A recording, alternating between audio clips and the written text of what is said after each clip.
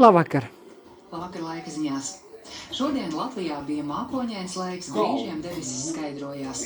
Dienas gaitā no dienvidu rietumiem Latviju šķērsoja plaša nokrišņu zona, daudz vietas sniga, brīžiem arī putināja. Visu valsti klāja sniegs un dienas vidū biezākā sniega sega ir Dagdas novērojuma stacijā - 53 cm.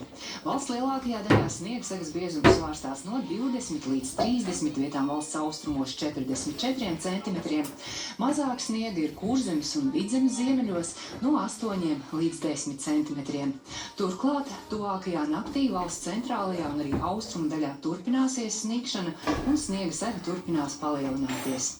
Naktī valsts centrālajā un austrumu daļā snigs, brīžiem arī stipri, un uz autoceļiem veidosies aplidojums un snigšanas laikā pasliktināsies redzamība. Rīt dienā galvenokārt valsts austrumos ir gaidāms sniegs.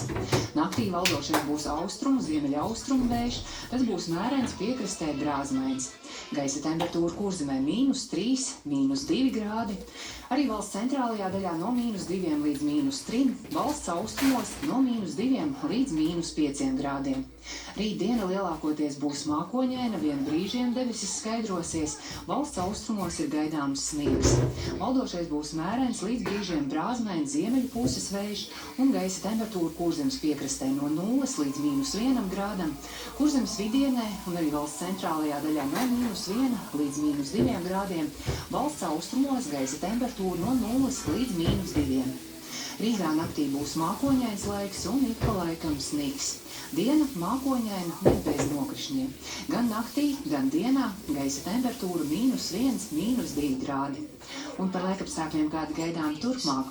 Tad naktī uz trešdienu un arī naktī uz ceturtdienu vietām debesīm skaidrojoties gaisa temperatūra pazemināsies līdz -14, -17 grādiem. Piekrastē tā būs robežās no -3 līdz -7.